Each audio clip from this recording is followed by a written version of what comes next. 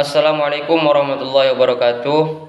Perkenalkan, nama saya Syamsul Bahri, NIM 11724068, kelas B. Di sini saya akan menjelaskan tentang asas-asas hukum acara peradilan tata usaha negara. Asas-asas hukum ada 10 yang terdapat dalam hukum acara peradilan tata usaha negara. Yang pertama yaitu asas praduga keabsahan atau redsmetik. Setiap tindakan pemerintahan selalu dianggap redsmetik sampai ada pembatalan. Dalam penerapannya, gugatan tidak menunda atau menghalangi dilaksanakannya keputusan serta tindakan yang dilakukan oleh badan atau pejabat tata usaha negara, sebagaimana yang terdapat dalam pasal 67 ayat 1 dan ayat 4 huruf A UU Undang-Undang PTUN nomor 5 tahun 1986. Yang kedua yaitu asas para pihak harus didengar. Dalam hukum acara perdata terdapat konsep keadilan yang dikenal dengan asas audi et alteram partem, yang artinya adalah kedua belah pihak harus didengar bersama-sama, jangan hanya mendengar salah satu pihak saja.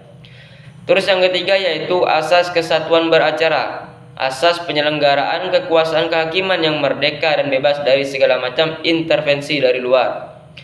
Yang keempat yaitu asas penyelenggaraan kekuasaan kehakiman yang merdeka dan bebas dari segala macam campur tangan kekuasaan sebagaimana dalam pasal 3 ayat 1 dan 2 Undang-Undang nomor 48 tahun 2009 tentang kekuasaan kehakiman.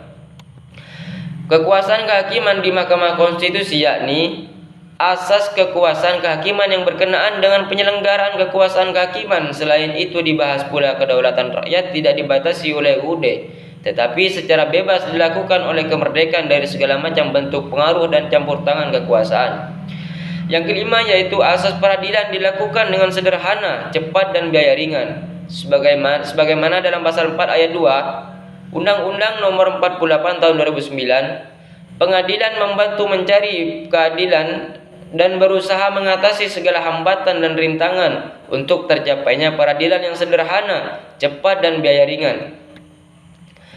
Yang keenam yaitu asas hakim aktif, pasal 58, 62, 63, 80 dan 83 Undang-Undang PTUN nomor 5 tahun 1986. Asas hakim aktif merupakan hakim secara aktif menasehati penggugat untuk melengkapi surat gugatan, serta dalam proses pembuktian hakim secara aktif menemukan kebenaran materi dalam penyelesaian sengketa tata usaha negara. Yang ketujuh yaitu asas sidang terbuka untuk umum. Yang dimaksud dengan persidangan terbuka untuk umum adalah masyarakat umum boleh hadir dalam persidangan di pengadilan yang dinyatakan terbuka untuk umum oleh hakim.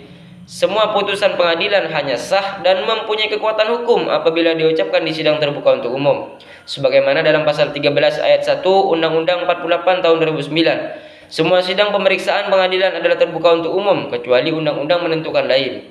Terus yang kedelapan yaitu asas peradilan berjenjang. Yang dimaksud adalah asas peradilan yang berjenjang sebagai konsekuensi peradilan berjenjang. Maka apabila ada kesalahan dalam putusan pengadilan yang lebih rendah dapat dikoreksi oleh pengadilan yang lebih tinggi melalui upaya hukum yang tersedia. Yang kesembilan yaitu asas pengadilan sebagai upaya terakhir untuk mendapatkan keadilan.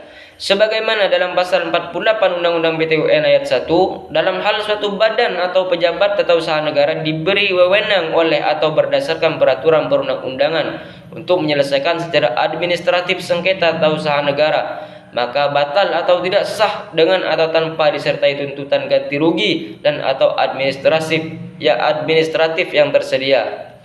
Terus yang ke-10 yang terakhir yaitu adalah asas objektivitas, pasal 78, 79 Undang-Undang PTUN nomor 5 tahun 1986. Asas objektivitas adalah untuk tercapainya putusan yang adil, maka hakim atau panitera wajib mengundurkan diri apabila terkait hubungan keluarga sedara atau semenda sampai sederajat ketiga atau hubungan suami atau istri meskipun mereka telah bercerai dengan para pihak. Pandangan saya terhadap mata kuliah hukum acara peradilan tata usaha negara adalah sebagaimana dengan pengertiannya. Hukum tata usaha negara adalah serangkaian kaidah, norma, dan prinsip hukum yang mengatur penyelenggaraan hukum administrasi negara.